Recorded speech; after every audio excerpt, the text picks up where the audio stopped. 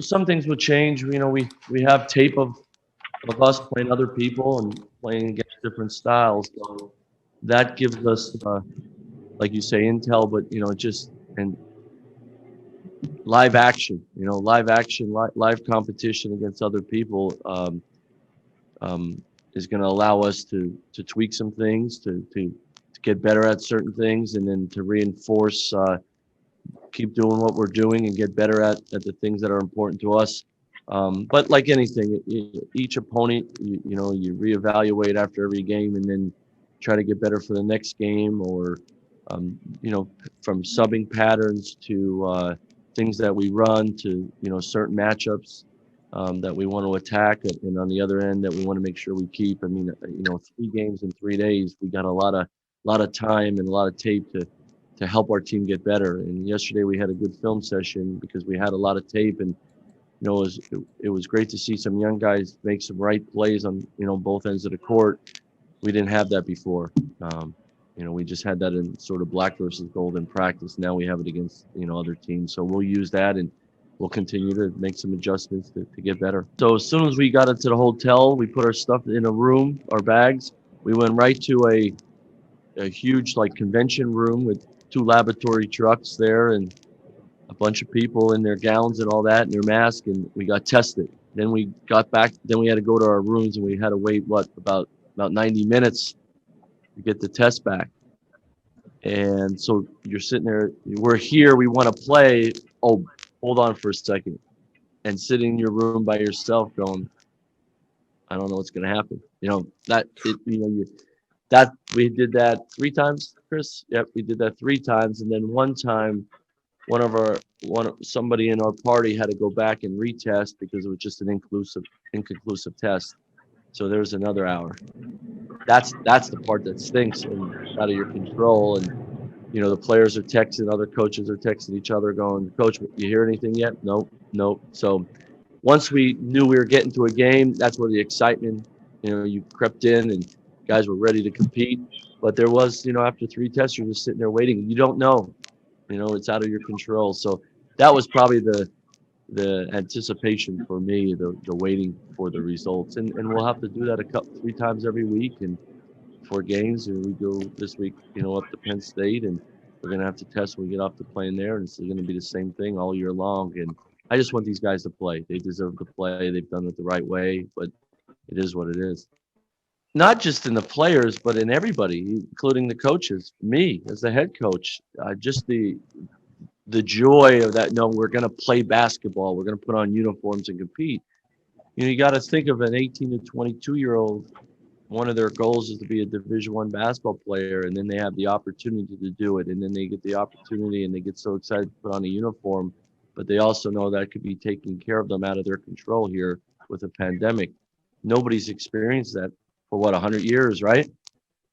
So that's tough. That's tough on an 18 to 22-year-old. It's been tough on the coaching staff, but we're the adults. We should be able to handle it and show leadership to our guys. But to be at that age, I don't know if I would have handled it like some of our guys have, and I commend them for that.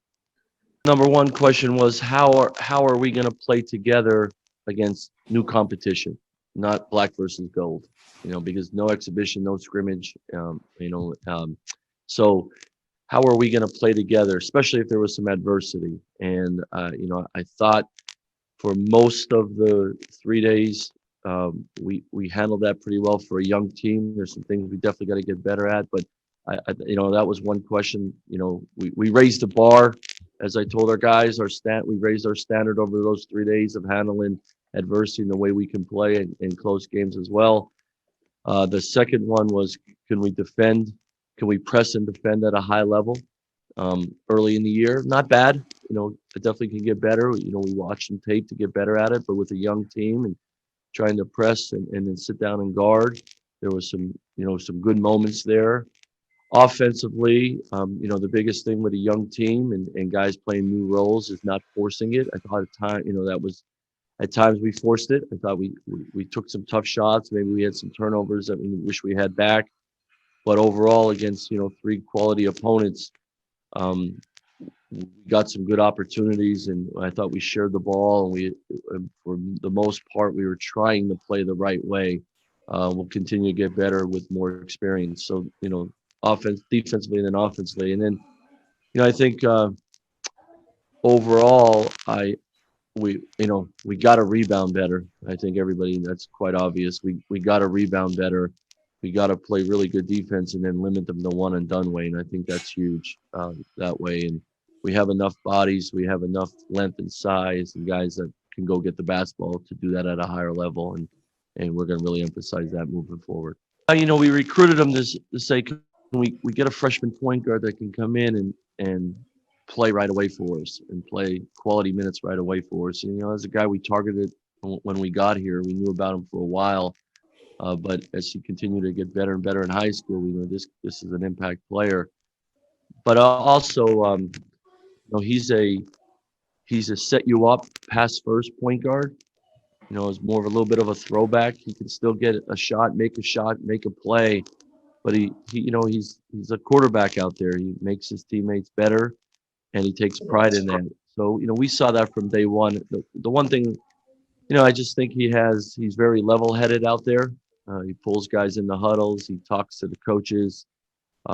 He owns a mistake and moves on. And for a young guy, for a freshman in his first 3 games, he really passed the test that way. And he can really guard the ball and defend. And when you're a freshman point guard and you're level-headed and competitive, it gives you a great chance for success. And you saw that with him. This game would be harder than the 3 we played. This is a true road game. Penn State had a great season last year. They returned a lot of those players that was a huge part of that success. They losing their coach, but keeping the rest of the staff there. They're going to play with an edge, and they're going to play with a more of a an inward purpose. And I think that could be dangerous going to play a team like them early here. But we need to learn to play with a young team on the road to win games, and there's nothing better. We're going to Penn State, a Big Ten team, then we'll go to LSU, an SEC team, and play true road games. And that's how you get better. And everybody knows me, and we'll go play anybody, and let's go play good teams, and let's find a way to learn how to win on the road. And no matter what happens Wednesday, we got to improve from it and get better, because it's a long year with all the craziness. And that's the most important thing, is just keep getting better. We raised our standard in South Dakota and our level of play. Let's see if we can do it again. When you're playing at home and you're in your, confines of your own arena, it's a confidence factor, but comfort, right? We're going to still use it, still the stew, and we're still going to be in our black and gold. That's what I keep telling our guys. And honestly, we talk about, because we don't have fans, you got to make your own noise and your own excitement, and it just starts with your talk, right? Just being an awesome teammate with great talk can inspire the guy to your left and your right. And usually the teams that talk the most are the ones that have the most success. And so we got to do that at a higher level without the noise, right? And with a young team, that's been a huge emphasis in preseason, has learned to become a great talker on the court, a great communicator. That brings juice. And we use the term, if you're juiceless, you're useless with a young team. So bring the juice, and that starts with your talk. And you bring great talk to your team, that's going to inspire them and help them and make them, go harder. So it starts with us first. Now, it's still coming to the stew, and the stew is the stew. I don't care if there's, it's awesome with Ram Nation behind us, but we're gonna take advantage of being at home. There's nothing like being at home and sleeping in your own bed the night before a game, and going through your routine on your campus, and getting in the gym, and playing with your teammates. So we'll be ready. We'll be ready to play at home. Our guys are excited to get a game under their belts in the stew. I mean, Jimmy's such a high level dude. You know what I mean? That's why I tweeted that, because I was just excited like the players were, because Jimmy got it done, right? Um, yeah, I mean, honestly, like how many hats he's wearing right now in this craziness, him and Mac and Ed and Noah, so many people are wearing so many different hats, and the communication that Jimmy and Mac have daily to just keep things moving along. I mean, those two guys mainly are the reason why we're where we're at, and why we're playing, and they've been unbelievable, and our appreciation out to them. For Jimmy in particular, man, it's one thing that helps Jimmy is he's so organized. I'm not going to say you know what is it, OCD, like, you know what I mean? But he's just so organized. So he keeps the players organized, the staff organized, and then here's the to-do list. Here's what we need to do. Here's what we knock out. And now he's a healthcare professional, and administrator, making sure the testing is in order, the results are with the right people, the files that he has to have to go on the road. I mean, it's crazy.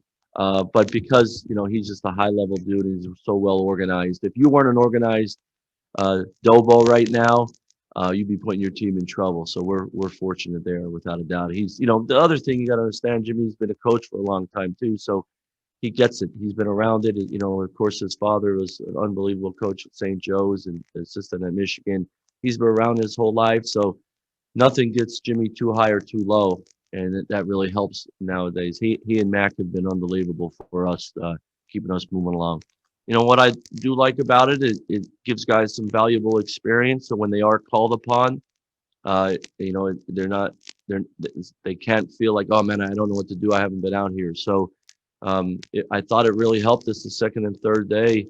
On the second day getting back in the game, and then the third game, I just think we had more juice for the whole game against Memphis, and I think guys play really hard because they know hey, I'm going to play this, I'm going to play here for a stretch. I'm going to play really hard and be really aggressive, and I think that that helps you without a doubt. Remember, it was three games in 3 days, last minute trip and changes. So, we definitely wanted to go into it using our bench. And, I think it's an advantage without a doubt. There's sometimes you may shorten your bench depending on who we play and how we go about things. Or, at times on the third day, I thought Vince just was playing at such a really high level. And there was a bunch of timeouts, immediate timeouts, that he got some dead time rest.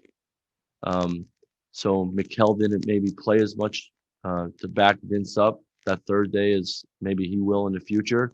And Mikel gave us great minutes, on this trip for a freshman in his first, outing. So, there's going to be some adjustments there, but we definitely want to use that bench and that army that we have.